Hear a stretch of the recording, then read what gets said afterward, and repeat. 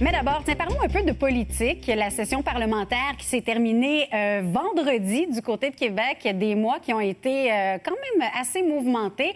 On va y revenir avec notre chroniqueur politique qui est avec moi en studio, Frédéric Bérard. Bonjour. Je suis content d'être ici. T'es content d'être ici, ouais. hein? Je suis contente que tu sois là aussi. Tu vois, on est deux. C'est toujours agréable, puis c'est toujours le fun quand les deux sont contents. Puis là, c'est vrai quand il y en a juste un, puis l'autre, on se poche, ça tape ses nerfs, c'est sûr que c'est moyen. C'est un peu plate. Mais là, aujourd'hui, on remet des bulletins. On remet des bulletins. C'est la fin de l'année scolaire. Fait que là, on revient au bulletin A, B, C, D, là. Oui, puis même des fois, je vais faire des petits plus, des petits moins. Des petits plus, des petits moins. Ouais. On va noter, oui, les différents partis politiques durant la dernière session parlementaire. Là, on va commencer avec les libéraux. OK. Donc, les libéraux, le parti, vraiment, là, ça n'a pas été facile. Hein. On a dû... Encore les questions d'éthique qui sont revenues beaucoup. Ils ont dû se battre contre leur passé, évidemment. Au final... Comment le Parti libéral s'en sort?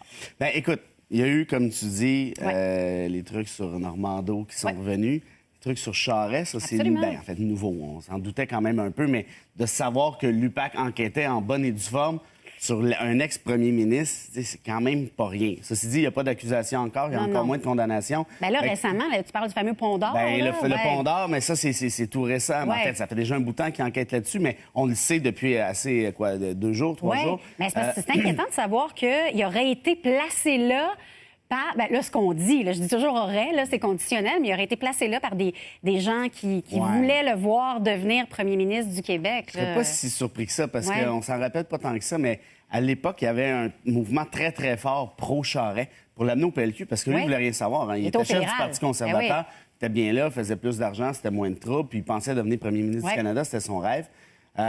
Finalement, il y a eu des pressions assez fortes. Il avait dit, jamais je vais quitter Ottawa, puis finalement, il l'a fait pas un peu. Exact. Bon. Est-ce que ça a un lien? Peut-être. Est-ce qu'il y a réellement eu un Pont d'Or? On verra. Mais tout ça pour dire quoi? C'est que c'est sûr que c'est fatigant pour les libéraux actuellement. C'est un gros boulet à traîner. Absolument. Sauf que, et je pense qu'il faut faire une nuance, dans l'équipe Couillard, là, qui a été enquêté, on ne sait pas nécessairement, là, mais qui a été accusé, qui est mêlé à ce genre d'allégations-là? Actuellement, personne. Non, Normando... Ça fait partie du passé. Normando, c'est sous l'Ancien Régime. Charest, par définition, sous l'Ancien Régime. Bureau, c'est sous l'Ancien Régime aussi. Donc, une fois que tu as dit ça, est-ce qu'on peut penser que Couillard a réussi à s'extirper de ça? Je pense qu'il l'a pas mal géré. Est-ce qu'il peut le mieux gérer? Non, je pense pas. Il n'y a rien à faire. Là, je veux dire, les allégations sont là. Il y a une enquête. L'UPAC dit on enquête sur Charest, puis on lâchera pas. Qu'est-ce que tu veux que Couillard fasse? Cela dit, sur le bilan parlementaire, sur la session législative et tout, moi, tu vois, je commence à me dire, c'est peut-être pas si pire que ça, là, les libéraux. Moi, je n'étais pas d'accord avec les premières années du mandat parce que je trouvais que c'était des coupures un peu drastiques, un peu sauvages, un peu à l'aveuglette. Moi, je suis un gars de centre-gauche, donc évidemment, je ne peux pas m'associer à ça. Mais par contre, ce qui m'embête, c'est qu'il y a plusieurs bons coups qui sont faits récemment, mais personne n'en parle parce qu'on dirait qu'on a tellement détesté les premiers libéraux de la première portion du mandat que tout ce qu'ils font à partir de maintenant, si ça a de l'allure, on n'en parle plus. Mais de toute façon, les bonnes nouvelles, on en parle rarement. Oui, ça, c'est l'autre affaire. Mais si tu fais juste un petit tour rapide, là, les investissements en matière d'éducation, matière d'éducation supérieure avec Hélène David, le ministre de l'Éducation, Sébastien Proulx, tout le monde riait, on va dire ce qu'il fait là, ce gars-là. Puis finalement, il fait une pas pire job. C'est un bon communicateur et tout. Il est ouvert aussi. On le sent prêt à écouter les... Je pense que oui. Je pense qu'il y a une bonne connexité avec la population. C'est un bon communicateur avec les médias aussi, ce qui est quand même un atout. En tout cas, pas mal plus qu'Yves Bolduc. Tu me diras que c'est pas si dur que ça, là, mais il est quand même capable de créer quelque chose. Là, des investissements, maternels, prématernels, les garderies et ainsi de suite. Un autre truc que moi, je veux souligner, qui est franchement important, Isabelle Melançon, qui est la députée de Verdun, qui a proposé au premier ministre de façon assez récurrente, et le premier ministre a fini par accepter, le 3 semaines de congé versus 2 semaines. Ça, c'est quand même une réforme sociale assez importante, tu sais, quand tu regardes ça. Surtout quand notre voisin le fait. Tu sais, on voit l'Ontario qui prend les devants. Là. Voilà. Fait que ça, tu vois, c'est une mesure qui est très, très progressiste. Couillard en a déjà parlé apparemment aux chambres de commerce. Bon. Est-ce que c'est une bonne affaire, franchement? Est-ce que ça va se transposer en projet de loi? Donc, ça pour dire que, disons que c'était très mal parti. J'aurais commencé avec un C, mais je vais finir avec un B+. Un B+? Ouais. Okay. Pour le dernier mois. OK, Puis là, OK. tu vas me dire, c'est Ouais, mais facile, ils ont l'argent, là, blabla. Mais ils le font quand même, ils sont pas obligés. tu sais. Oui, mais j'allais dire, est-ce que c'est un peu opportunisme aussi en année préélectorale? Parce que là, comme tu dis, on a Ouais. commencé le mandat avec des coupures, Ben, ça, austérité, nanana, puis là, on redonne des nananes. Oh, c'est drôle, on va être en élection dans Cela dit, 18 ça mois. fait 3 budgets de suite qu'on atteint le déficit zéro. C'est quand même pas Oui, si mal. mais avec des coupures l'économie, incroyables. le taux de chômage est à 6 c'est Oui, le plus bas de c'est vrai. l'histoire. Je veux dire, ça, ce sont des faits. Puis là, je veux pas tu sais, Ben oui. faire De le toute façon, cheerleader, tout- mais factuellement parlant, c'est à 6 c'est sans précédent. Oui, Donc, oui. voilà. Tout n'est pas négatif non Fait que plus. je vais avec un B+. B+. B+, Ouais, pour voilà. les libéraux. Ça, c'est réglé. Parfait. On s'en va à Québec solidaire parce que Ouais. je trouve que c'est un parti, on n'en a jamais autant entendu parler du parti de QS, vraiment. Départ de Françoise David au mois de janvier, élection de Gabriel Nadeau-Dubois Ouais. également récemment, la fameuse convergence aussi avec les forces souverainistes et progressistes. Donc, ta note ou comment, Écoute, comment Québec solidaire s'en sort? C'est sûr que l'arrivée de Gabriel Nadeau-Dubois, puis c'est plate pour Françoise David, là, qui était quelqu'un de très rassembleur, mais quand je dis que c'est plate, elle n'avait pas la visibilité de Nadeau-Dubois. Oui. Nadeau-Dubois, c'est toujours comme ça, il rentre à quelque part, Exact. puis tout le monde arrête de parler. Là. Mais c'est exactement ça qui s'est produit. Et jamais QS a été autant sur la map. Moi, je vais donner une bonne note à QS, essentiellement pour une raison. Évidemment, ils sont juste 3 actuellement à l'Assemblée nationale. Oui, oui. Mais ils se sont tenus debout avec leurs principes, leurs valeurs. On n'est pas obligé d'être d'accord. On n'est pas obligé de penser que c'est un excellent programme non plus. On peut les critiquer. Mais en refusant la convergence, Ouais. on dit, nous, on veut pas manger de ce pain-là. Puis tant pis si on reste dans l'opposition encore plus longtemps. On jouera pas la game de Jean-François Lisée. Ça, à mon avis, je pense que franchement, puis il y a plusieurs péquistes qui vont me détester pour ça, mais c'est une bonne décision parce qu'il n'y a pas de fusion possible entre ces deux partis-là en ce qui me concerne. Il n'y a même pas d'alliance non plus. Je vais y aller aussi avec un B+, pour Québec Avec un B+, solidaire. aussi? Ouais. OK. Bon, j'ai hâte de t'entendre sur le Parti québécois, par Ouais, exemple. ça va parce être que moins là, bon, ça. comment ça va pour le Parti québécois? On sent que c'est un parti qui se cherche encore. Pas certain que Jean-François Lisée est l'homme de la situation non plus.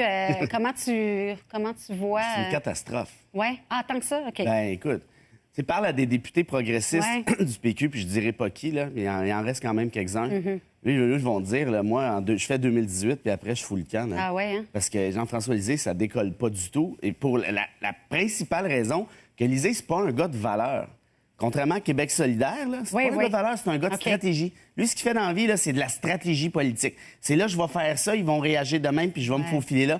Fait que Ouais. les convictions, puis Jean-François Lisée, là, c'est deux concepts parfaitement différents. Et puis là, ça commence à ressortir assez clairement. Et Richard Martineau a écrit dans le Journal de Montréal encore, il y a 2-3 jours, il dit une autre patente péquiste où, encore là, on vient avec la diversité, pas de diversité identitaire, pas l'identitaire, la charte des valeurs, plus de charte des valeurs, Ouais. des quotas, pas de quotas. En tout cas, il donne des munitions aux autres Ben, partis c'est parce- pour les attaquer. Puis, tu sais, c'est parce que s'il dit, Québec solidaire, c'est pas un parti indépendantiste. Oh, minute, time out. C'est toi, Jean-François, qui a dit on parlera pas d'indépendance Ben oui. lors du premier mandat. Exact. Tu sais, je veux dire, si tu es un parti indépendantiste qui veut pas parler d'indépendance, qui Qu'est-ce qui louvoie reste, sa là? question d'identitaire, qui change d'idée aux 5 minutes, je veux dire, l'électeur, là, il dit, écoute, c'est pas sérieux, cette affaire-là. Tant qu'à ça, je pense que l'électeur va préférer un parti qui est plus clairement établi, comme par exemple Québec solidaire, clairement établi Ouais. en termes de valeurs. Oui, absolument. Donc, on donne quoi comme note? On va être obligé d'y aller avec un D+. Ah ouais, D+. Ouais. D, c'est l'échec, ça? C'est l'échec, université. Ah ouais? OK, fait Ouais. que D+. Je l'ai fait passer, là. OK, t'es fait passer. Je l'ai fait passer, puis pas pour liser, mais pour ceux qui sont en dessous, Ouais. puis qui essaient de leur mieux, tu sais. Ils rament fort. C'est que j'essaie de leur dire que là, je sais pas, là, OK. on peut remonter. Reste pas beaucoup de temps, On va faire ça mais il vite. faut parler de la coalition Avenir Québec, évidemment. La CAQ n'aura jamais été aussi performante.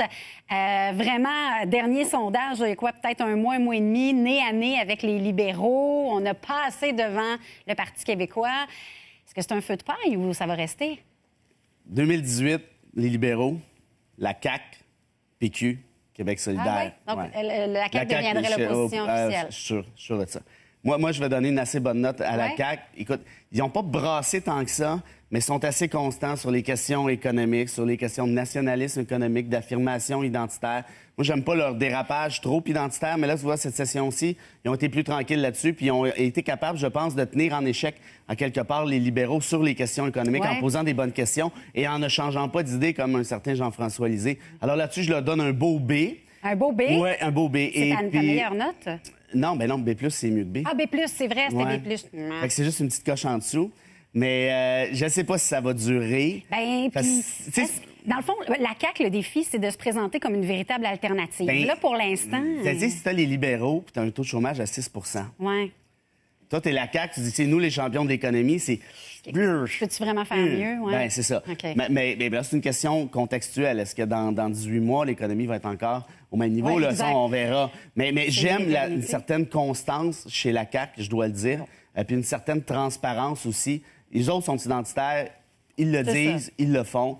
Et puis les électeurs ont à choisir. Moi, que je déteste, c'est l'espèce de louvoiement. Ça me rend fou. Ouais, c'est Ça ça. mérite une mauvaise note. Ouais. OK, parfait. Bon, ben, Bientôt l'échec si ça continue. si je refais ça, parti libéraux B+, QS B+. QS B+, Parti québécois D-, Des plus. D+, Oui. Puis la...